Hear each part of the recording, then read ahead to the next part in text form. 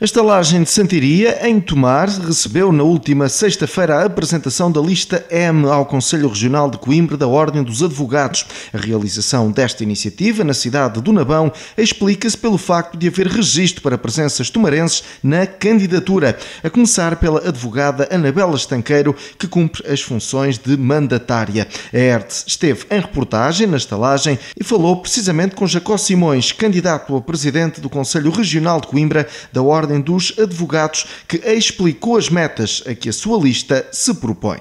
O Conselho Regional é uma estrutura intermédia da Ordem. Portanto, o órgão primordial e aquele mais visível, que é a face da Ordem, é o Conselho Geral, que no fundo é representado por seu bastonário, ou bastonária, neste momento uma bastonária. O Conselho Regional é uma estrutura intermédia, portanto, é dentro da circunscrição territorial do Distrito Judicial de Coimbra, portanto, agora não integralmente, porque, por exemplo, aqui Tomar já não pertence a Coimbra em termos de relação, mas a Ordem manteve a organização intermédia. Portanto, qual é efetivamente a tarefa do Conselho Distrital, ou Conselho Regional, que vai mudar de nome efetivamente a partir das próximas eleições? É dinamizar a vida da advocacia, estruturar a formação e de facto ser uma estrutura próxima dos advogados para efetivamente representar as suas pulsões, as suas intenções, no fundo também ouvir e transmitir as suas reivindicações. Portanto, vai ter a responsabilidade de ouvir os advogados também que estão aqui nesta zona e ajudar a apoiar nos casos que eles necessitem também. Obviamente, o Conselho Regional será tanto mais representativo e tão mais forte e tão mais suscetível de se ouvir se conseguir criar uma relação de simbiose com os advogados. Portanto, ouvir os advogados, as aspirações dos advogados e saber transmiti-las e traduzi-las é efetivamente uma expectativa, uma esperança que nós temos e também é uma das coisas a que nós vimos dar voz, é essa vontade de contarmos com os advogados todos. Esta nova etapa, esta candidatura vem na sequência de uma evolução normal daquilo que já é o trajeto do doutor, ou houve algo por trás desta candidatura? Eu não sou um neófito a desempenhar cargos na Ordem, efetivamente, fiz parte durante 12 anos do Conselho de Ontologia, que tem a tarefa jurisdicional de acompanhar e sancionar as atuações dos advogados. Fui presidente de 2 triénios e, de facto, fui desafiado para me candidatar ao Conselho Regional. Não digo que aceitei imediatamente, de facto, mas depois achei o desafio interessante, interpelante, motivante, para tentar, de facto, dignificar a advocacia e dar algum carisma também ao exercício da advocacia e fazê-la também transmitir à comunidade, porque o advogado não vive sem a comunidade, nem a comunidade vive sem o advogado. Fazer sentir à comunidade a importância da nossa tarefa e tentar, de facto, incrementar essa relação também entre o advogado e a comunidade. Quais é que são, então, as ideias bases desta lista que vai hoje ser aqui apresentada? Olha, as ideias bases desta lista são, efetivamente, desde logo, essa relação fundamental com os advogados. Porque o Conselho não vive sem ter uma massa crítica que o sustente. E depois, de facto, aprimorar e desenvolver a aproximação entre os advogados e a comunidade. Fazer sentir à comunidade, à sociedade onde nos inserimos, que a advocacia é um instrumento fundamental para a defesa dos direitos de todos. E, de facto, privilegiar essa mensagem. E depois também há outras vertentes que interessam sobretudo aos advogados, mas já que me perguntam não poderei deixar de as fazer e de as referenciar. Ou seja, a vida de um advogado não é fácil, designadamente pela constante evolução ou involução legislativa. E, de facto, o advogado tem que fazer um grande esforço propedêutico para estar efetivamente preparado para representar os interesses de quem confia nele.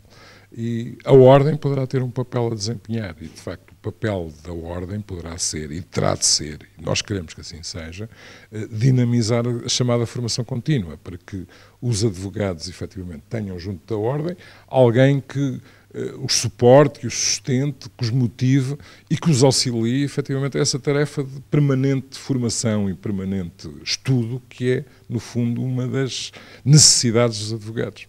Registro depois para as palavras da tomarense Anabela Estanqueiro, que é então, recorde-se, a mandatária desta lista e também explicitou quais os motivos que a levaram a aceitar este desafio.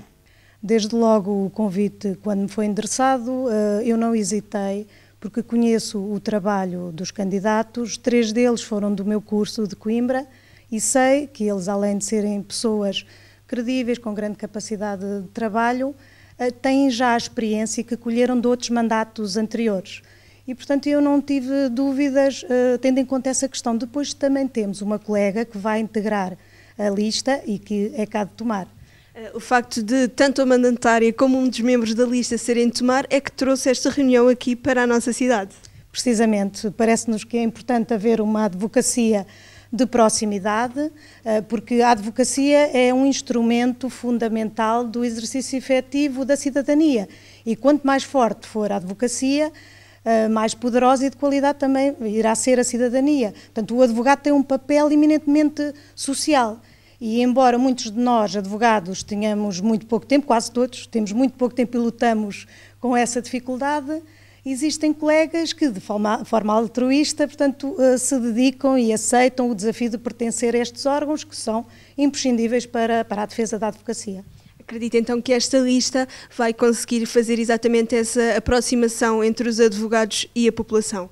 Tenho a certeza absoluta, e até lutar contra alguns problemas, designadamente o problema do balcão de justiça, que já devem ter ouvido falar, que são os meios alternativos de resolução dos litígios, onde não existe o conselho avisado do advogado. Portanto, os litígios são resolvidos sem a presença do advogado e nós lutamos contra isso. Por outro lado, parece-me que também temos que defender a advocacia da prática isolada, que acontece mais aqui, por exemplo, na província.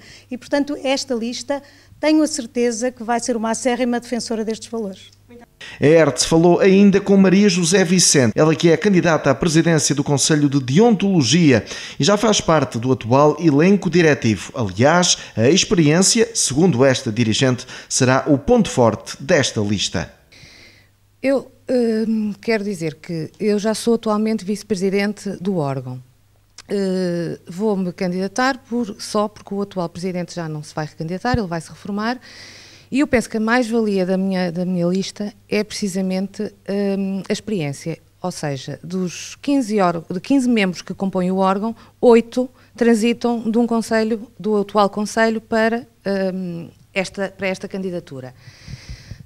Nós somos um órgão disciplinar, portanto, não temos um programa, não somos um órgão executivo, o que nós tratamos é apenas de processos disciplinares. Temos uma tarefa um bocadinho até desconfortável, porque cabe-nos a nós julgar colegas, é sempre desconfortável, mas o nosso grande problema que já enfrentamos atualmente e que vamos enfrentar no futuro é precisamente o grande número de processos que existem. Caem diariamente queixas contra advogados. Felizmente posso dizer que mais de 50% são infundadas, o que nos deixa feliz. E o que nós prometemos, enfim, se formos eleitos, é tentar ser o mais justo possível nas nossas decisões, o mais célere possível, porque outro grande problema é o imenso tempo que os processos demoram a terminar, e tentar relevar aquilo que são falhas leves que podem acontecer a qualquer advogado, ninguém está livre de errar, e tentar ter, enfim, mão mais pesada naquilo que é grave e que denegride de facto a imagem do advogado e da ordem. As pessoas têm uma ideia que talvez os advogados, devido à função que exercem, não têm o direito, perdoa-me a expressão, não têm o direito de errar. É um pouco por aí? O direito de errar ninguém tem, mas a verdade é que somos humanos e toda a gente pode errar.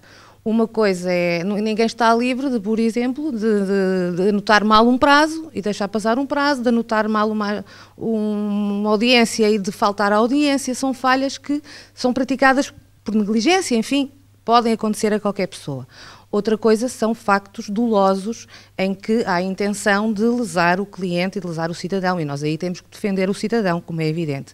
Tentamos proteger o advogado naquilo que consideramos que são falhas leves e que, enfim, ninguém está livre de errar.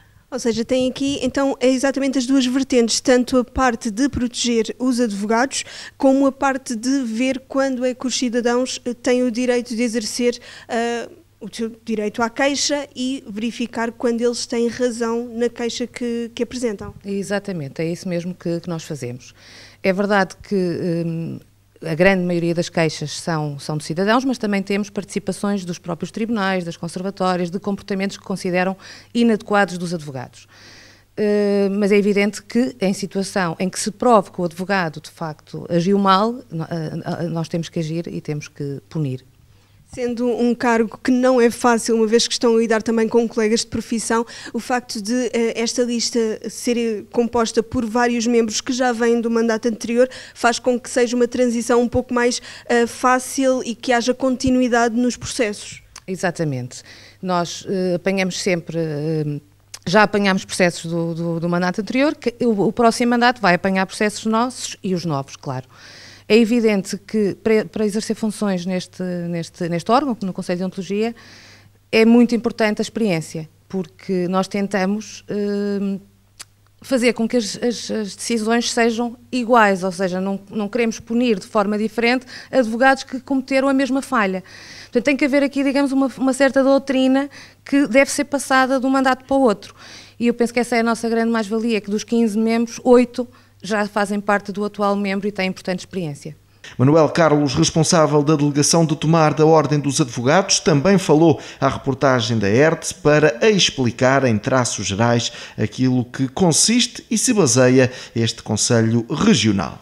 Olha, as minhas ideias são muito bem formadas em relação a esta lista. Sei que há uma outra lista de colegas, que alguns dos quais eu também conheço da minha prática de advogado, mas o facto de eu estar ligado à delegação de Tomar vai na final do 3º mandato, ou seja, vai fazer em novembro 12 anos, isso tem-me permitido, inclusive, ter um conhecimento muito profundo de alguns dos colegas que encabeçam esta lista que aqui temos hoje, nomeadamente o seu presidente, que é o Dr. Jacó, que é uma pessoa, portanto, que já desempenhou cargos de relevo na Ordem dos Advogados, no próprio Conselho de Deontologia, do próprio Conselho do Antão Distrital de Coimbra, hoje que é Regional de Coimbra, a que nós aqui pertencemos, nomeadamente com o mérito que todos lhe reconhecemos, que é um ilustre criminalista e que desempenhou um papel excelente a nível da presidência, que desempenhou do Conselho de Deontologia de Coimbra. O Conselho de Deontologia, para quem não estiver mais avisado, que é um órgão interno, portanto, que existe dentro dos vários conselhos regionais, estamos a falar de Coimbra,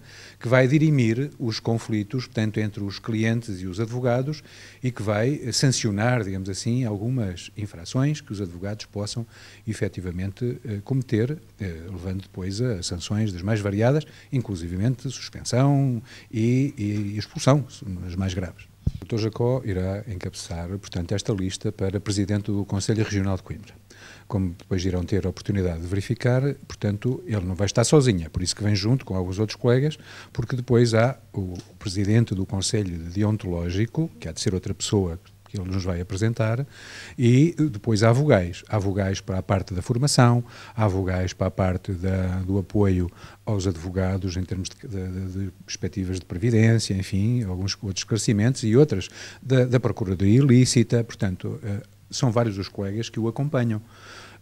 Como lhe digo, vai haver um vice-presidente, vai haver um tesoureiro, porque, enfim, são órgãos que, inclusive, têm um revisor oficial de contas, em que as continhas das delegações, da Tomar, do Fundão, da Nazareta, que vai abrangendo esta zona toda, vai ter que ser, as contas têm que ser sempre, todos os meses, cuidadas e bater ao pormenor, ao cêntimo. Portanto, são vários os elementos que encabeçam esta lista. São cargos que talvez não sejam tão conhecidos da população, mas que ao fim e ao cabo são cargos vitais para o funcionamento da justiça no nosso país. Sim, olha, eu vou lhe dizer o seguinte, eu não me preocupa muito o facto de não serem órgãos conhecidos da população. Efetivamente, a população tem que esperar, é do advogado em si, na sua prática, seja isolada, seja em sociedade, tem que esperar do advogado alguém que seja talhado para a profissão, alguém que se preocupe com o cidadão em primeiro lugar e depois consigo próprio. E tem que pôr sempre o cidadão à frente. A minha preocupação é maior, é o facto de dizer, e vou dizê-lo daqui a pouco, e como vê, isto não é estar a criticar ninguém em particular, mas em Tomar são 74 advogados. Eu esperava sempre, quando há estas apresentações de colegas, aliás, que vêm altruisticamente desempenhar cargos de relevo na ordem em prol, não é deles próprios, é da classe supostamente era de esperar, e isto foi avisado e foi fundamentado a sua divulgação, eu esperava que alguns dos advogados, já não direi todos, porque as pessoas têm os seus afazeres, mas que pudessem estar aqui. E esta é a dificuldade que eu noto, e sou eu e são os advogados, os colegas de Fundão, e são os colegas da Covilhã, e são os colegas de todo o lado, que é cada vez mais um dissociar dos advogados em relação à sua própria ordem e aos seus órgãos. Isso é que me preocupa, porque as pessoas têm que ser, as listas são fortes, as pessoas vão intencionadas, mas depois falta aqui uma coisa muito importante, que é ter o apoio, o suporte da classe para questões de base que muitas vezes é preciso discutir e que isso alguém há de resolver. Pronto, enfim, é um pouco a forma de nós estarmos todos na nossa sociedade, e aqui não é difícil, não é diferente. Portanto, o facto do cidadão, a preocupação que nós temos é com esta gente, com o bastonário que há de ser, e com todos os demais órgãos, de norte a sul, Açores e Madeira, é ter alguém que realmente nestes cargos eletivos, que são eleitos, possam pugnar pelos valores da advocacia, mas também por aquilo que é fundamental, porque os advogados existem para dar voz ao cidadão. Advogar significa isto mesmo, advogar é dar voz ao cidadão que precisa e que confia naquele advogado para lhe tratar dos assuntos. Portanto, o cidadão que tem os seus problemas vai encontrar o advogado que escolhe, e se tiver confiança nele, até que tiver confiança, tem que esperar dali uma pessoa que realmente resolva os seus problemas, que o elucide e, enfim, da melhor forma que souber.